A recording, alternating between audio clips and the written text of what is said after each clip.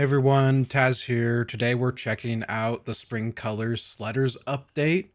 We're going to be going through and looking at all the things they added as well as changed in this update, kind of in a more chill style for this one, and just kind of run through everything.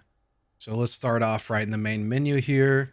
We're going to check out the replays, which they added into the main menu now. We drop into that. Now all your replays are sectioned off here into the map that you recorded them on. Then you can pop them open and see all of them, and it'll show exactly where it is on the map. You can easily click into those. Awesome little addition. We'll also pop into a replay here so I can show you some of the changes they did with that. Playback camera environment. Now you can change your entire environment so you can mess with time of day as well as the weather, as well as snow condition. I think snow condition was there originally. And then if we pop into free cam, a thing I requested a while ago is the ability to go into drone settings is to remove the vignette.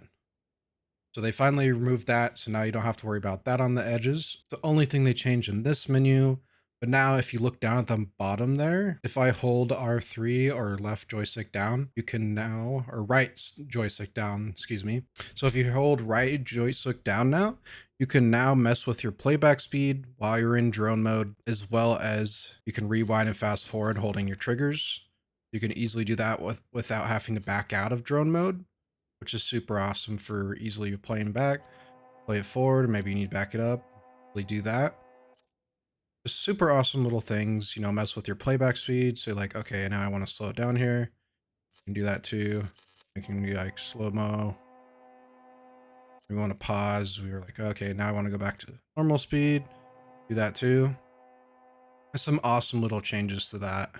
That about does it for the replay mode. So back to the main menu, we can hop into customization. You can now have presets for your rider as well as your snowmobiles. So let's just throw together a little quick one here. Make sure you're editing the right one. You want to select the preset, roll over, and then you can customize it however you want. You'll do that. Let's make like a quick, like a foresty green color, be a lighter green, something like that. Same with the helmet. Maybe we'll make the helmet black, white, change our goggles, match them to the green, little tint on, go with the under gloves, leave those black, and maybe we throw a backpack on, just nothing, and then under boots, just make those black, just like that. And then now, since we're under this preset, when I hit back, it's going to say save to preset 4. You can also rename these to whatever you want, like so. Then you can easily change your outfit quickly, not have to make a new one every time you want a different one. They have the same thing for sleds. These ones are a little bit different. You'll have 3 local per sled. So here I have my 3 presets, and you can also have global presets. The way global presets work, if you see here, I can easily select it on this one. If I go to this one as well, it's going to have the same preset available under global. Now you can have 3 local ones per snowmobile and then maybe a global one that you run on everything. And you get 12 globals, 3 locals. While we're in here, you can also now customize your handlebars. You can see there, if you select this, you can now colorize those as well. Same goes for the spindles. You can now colorize those front, and same with the rails can now be colorized. This can all be saved into presets as well. You can have those color combinations as you like. Another thing to mention while we're on customization, if we go back to edit sled, you can now have wraps for the crossover trail as well as the utility sleds as well here, and create presets for. There's a couple additional things here. You can also remove the tail flaps. You want that cleaner look, and you can also remove the little windshields.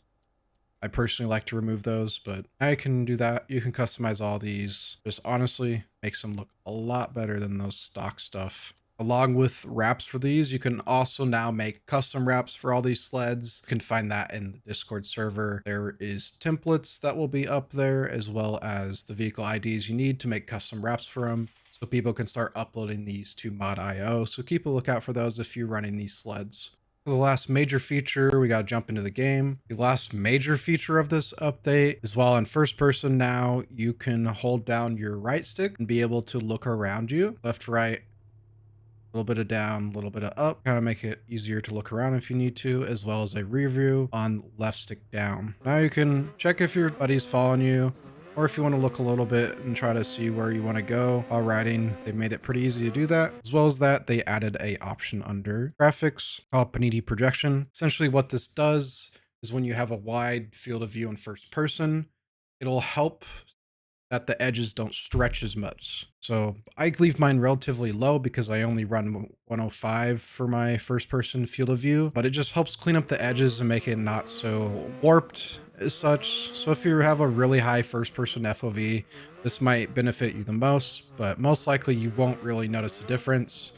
But it is just a great option for those who do need it. Before we continue on with this update, I just want to let you guys know that my Discord server is now live. You can find it down in the description below, so go hit that up. So if you're enjoying my content and my videos and want to help support me, please hit that subscribe button and like, as it helps me out a lot as we continue our goal towards 1,000 subs. Anyway, back to the video. Moving on to some of the minor features of this update, the rev has got a bit of a buff, increased the track length, as well as they swapped in a different engine, so now it should handle a bit better on the deeper snow. So as you can see here, we are running Powder Classic, so I found it to work the best in. Now it gets around pretty darn good in Powder Classic. Soft powder is still a little much for this sled, but I think this is a good balance compared to the last rev, and not as overpowered as the OG rev. So I think this is a good middle point for this sled. It still struggles a little bit to do hill climbing, but it can still work its way up hills. And honestly, I think this is a pretty decent balance, given that this is an older style sled in deep snow. Back in the main menu here, they made a few changes to lobby browsing as well as map backgrounds. So if you're going to hit ride, now the background has a bit of a thing selected back there, so it's not just a black void. As well as when you go into multiplayer and join a game, another feature they've added is when you go to join game, browse lobbies, you can see whether or not you have map installed. If you have any, it'll show all the lobbies up and what people are playing on, whether you have the map installed or not. So you can see what map people are playing and be able to install that map and join them. Just a nice quality of life thing as well. They also added, you can go between official maps and custom, and the rest of this here is pretty much the same, as well as a search option. Just some great filters for when you're trying to find some friends to play with in multiplayer that fit your same riding.